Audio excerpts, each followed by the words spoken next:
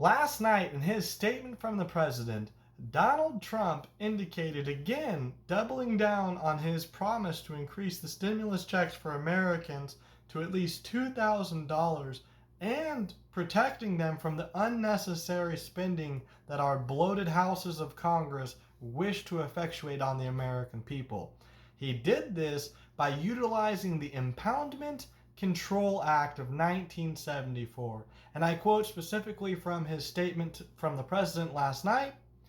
The act provides that whenever the president determines that all or part of any budget authority will not be required to carry out the full objectives or scope of programs for which it is provided, or that such budget authority should be rescinded for fiscal policy or other reasons, including termination of authorized projects or activities for which budget authority has been provided,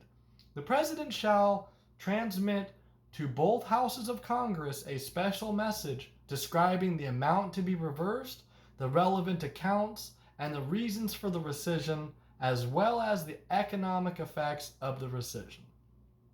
Again, indicating strongly that he was not wanting to hurt the American people here. He was willing to move forward and utilize those unemployment protection benefits to include protections for those extensions on eviction moratoriums, as well as providing a stimulus payment directly to the Americans without allowing some of these unnecessary provisions, these discretionary spending like gender studies in Pakistan, which were wholly unnecessary for the COVID-19 relief bill. Again, he indicates strongly that while it was expected that the House would take on this measure and would go ahead and pass a $2,000 individual stimulus, he indicates that the Senate was going to be the one responsible for making other amendments to this bill, including provisions that either entirely abolish or limit/restrict the Sections 230 exemptions given to the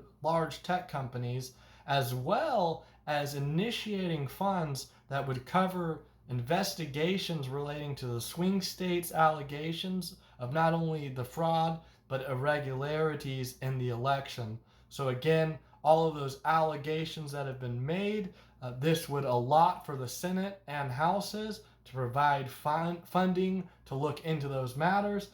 Issue again, which Donald Trump indicates strongly in this statement from the president that both members from House and the Senate do agree with and are willing to follow up on. So again, we'll look into that a little bit further as it develops. I'll give you an update when we learn more about what the Senate is willing to do here. It looks like at this moment for the $2,000 checks to actually be provided on top of that $600 amount and arrive in time with the first check around January 4th, at least if you have direct deposit set up through the IRS.